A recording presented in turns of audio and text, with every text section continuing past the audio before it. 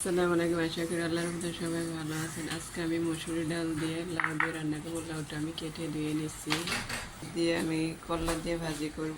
সামান্য একটু লবণ, মরিচের গুঁড়া, ধনিয়ার গুঁড়া, হলুদের গুঁড়া, মশলাটা দিয়ে দিলাম। থেকে করলাগুলো আমি কেটে দিয়ে পরিষ্কার করে রেখেছি, এখন দিয়ে দিব। আমার করলা ভাজিটা হয়ে গেছে। এখন মশলাটা দিয়ে রাখছি পরিষ্কার করে। এখন আমি ডাউল আর পানি একসাথে দিয়ে আমি সিদ্ধ দেবো, তারপরে হালকা মশলা দিয়ে দিব। কিছুটা পানি দিয়ে দেবো, একবারে পানি দেবো, আর দিব না। আমি একটা ঢাকনা দিয়ে আমি সিদ্ধ করে একটু লবণ দিয়ে দিলাম একটা কাঁচামরিচ দিয়ে একটু করে পেঁয়াজটা দিয়ে দিলাম, একটু টমেটো দিয়ে দিলাম, একটু হলুদের গুঁড়া, ধনিয়ার গুঁড়া, লাল মরিচের গুঁড়া।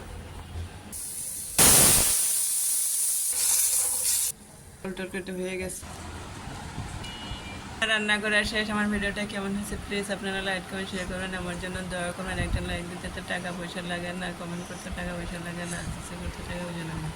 আমার জন্য দোয়া করবেন। আমি শুধু নকশি কাজ করার জন্য ভিডিও করছি। আজকে আমি চিংড়ি মাছ দিয়ে করলা ভাজি করছি, আর মসুরি ডাল দিয়ে লাউ দিয়ে রান্না করছি। আমার ভিডিওটা কেমন হয়েছে প্লিজ আপনারা কমেন্ট করবেন, আমার জন্য দোয়া করবেন। আজ এই পর্যন্ত ভালো থেকে। আসসালামু আলাইকুম।